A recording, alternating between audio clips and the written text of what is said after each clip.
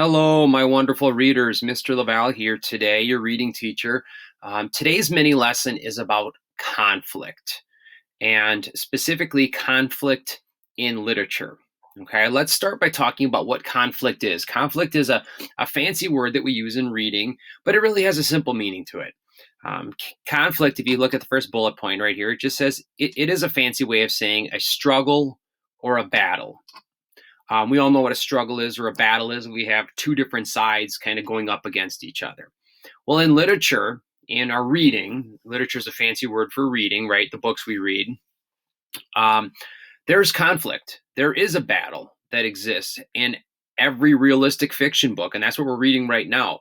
There's a battle between two different forces, and it involves the main character, and the main character is going up against some other force.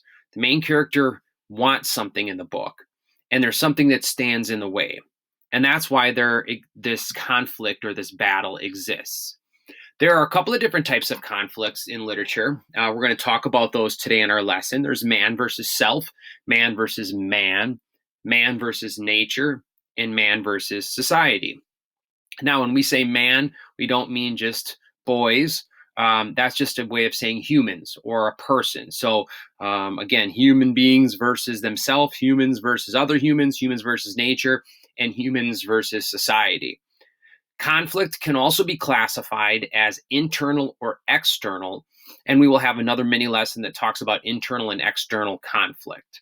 So I want to focus today on the four types of conflict in literature: man versus self, man versus nature, and man versus society.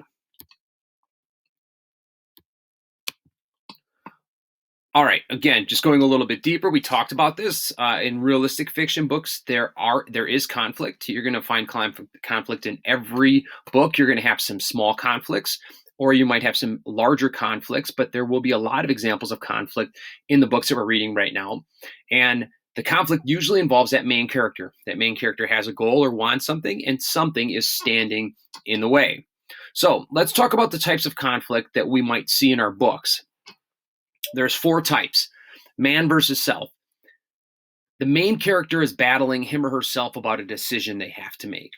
They're deciding about something important, and they don't know what the right thing is to do. So inside, in their brain and in their hearts, they're thinking about, well, what should I do?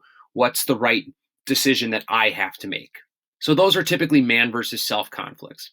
Man versus man conflicts are when the main character is battling another human being that's standing in the way of their goal. I have some examples in the next slide that we'll go through.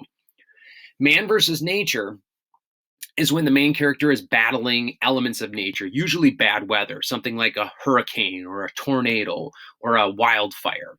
And then finally, we have man versus society, where the main character is battling like the general feelings or the general events of the town or the state or people in society, people in the community. An example of that is Martin Luther King Jr. was battling up against the unfair laws that they had in the South, or Elizabeth Cady Stanton was battling this idea that women couldn't vote.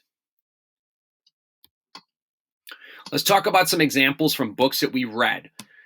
So let's look at man versus self examples. Again, that struggle within a character of what the right decision is to do.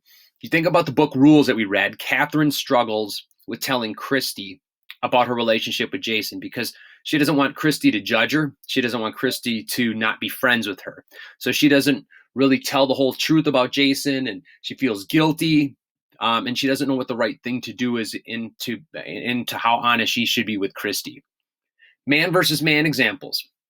When you think about Swindle, Griffin and his friends versus Palomino, right? Two groups of people battling it out. The kids want their baseball card back, and Palomino is trying to stop that. It's a great example of man versus man. Number three, third type of example, man versus nature. Think about the book Peak.